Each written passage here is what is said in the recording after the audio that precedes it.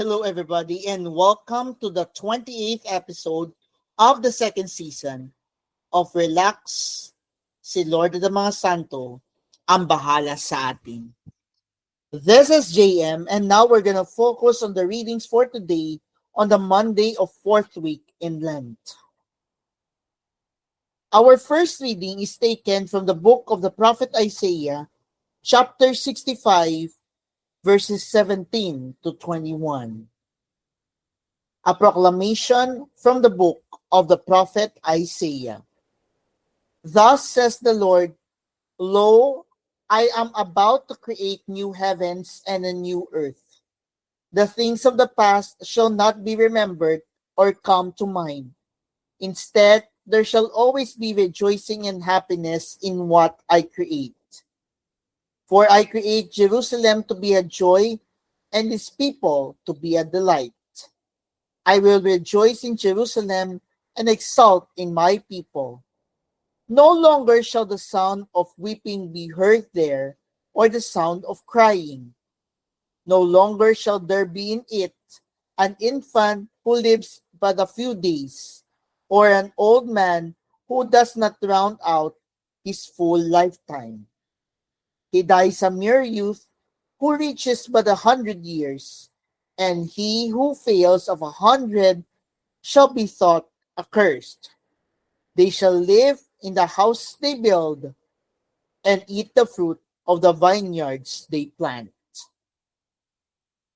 The word of the Lord, thanks be to God. Our response to the responsorial psalm is, I will praise you, Lord, for you have rescued me. I will praise you, Lord, for you have rescued me. I will extol you, O Lord, for you drew me clear and did not let my enemies rejoice over me. O Lord, you brought me up from the netherworld. You preserved me from among those going down into the pit. I will praise you, Lord, for you have rescued me. Sing praise to the Lord, you his faithful ones, and give thanks to his holy name. For his anger lasts but a moment, a lifetime his goodwill. At nightfall, weeping enters in, but with the dawn, rejoicing.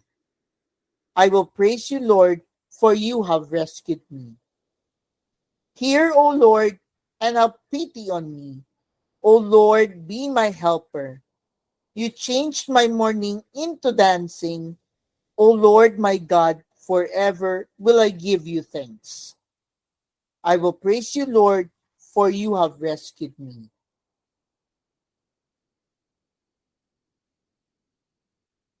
Seek good and not evil, so that you may live, and the Lord will be with you.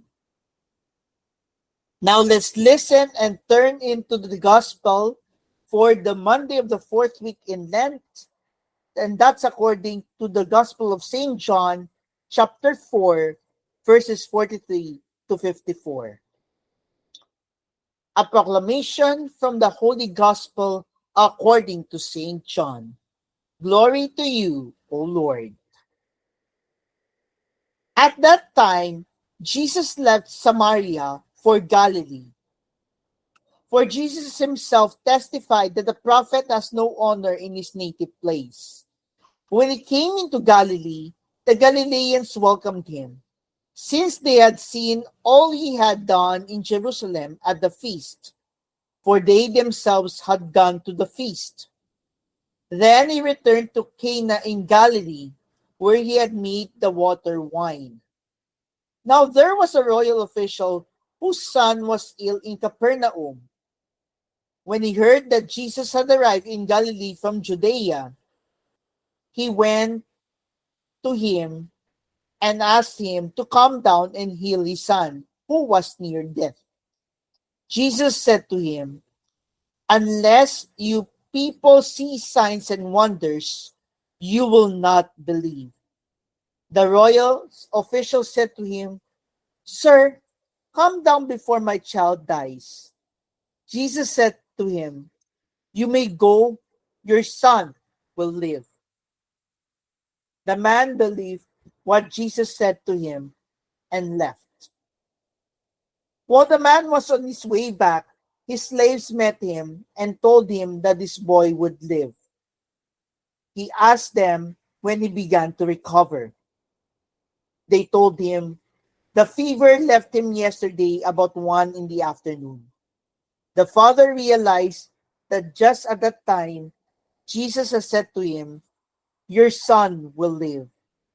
And he and his whole household came to believe. Now this was the second sign Jesus did when he came to Galilee from Judea. My dear friends, my fellow relaxers, this is the good news of our salvation. Praise to you, Lord Jesus Christ. Now, let's listen to the reflection according to pang-araw-araw ng paghahawan tungo sa liwanag ng Diyos for the Monday of our week in Lent. Ang mga lituntunin at mga utos ba ay tutungo sa isang payapang lipunan? May isang guro ng batas na nakarinig sa pagtatalo nila. Mali. Sorry. I was sorry about that. That was last Friday. I'm sorry about that. This is the real reflection. Isang tanong, mas madali bang paniwalaan ang isang bagay na nakita o narinig lamang? Kaya sinabi sa kanya ni Jesus, hanggat hindi tayo nakakita ng mga tanda at mga kababalaghan, hindi kayo maniniwala. Sinabi naman sa kanya ng opisyal, lumusong kayo bago mamatay ang anak ko. At sinabi sa kanya ni Jesus, makakauwi ka na, buhay ang anak mo. Isa pang malaking tanong, may pag-aalinlangan ba ako kay Jesus dahil hindi ko siya nakikita o nadarama? Ang Panginoon ay ating mararamdaman kahit hindi naman natin siya nakikita ng personal.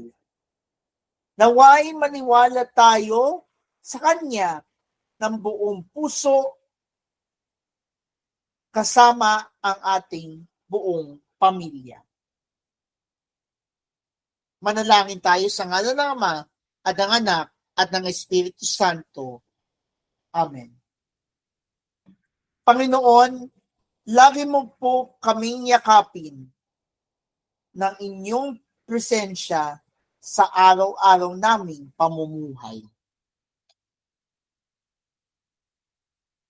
Amen. Sa ngalan ng Ama at ng Anak at ng Espiritu Santo.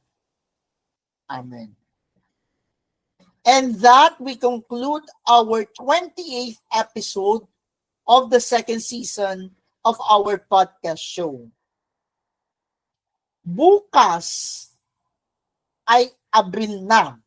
Simula na ng panibagong buwan at malapit na ang pagtatapos ng panahon ng Kwaresma.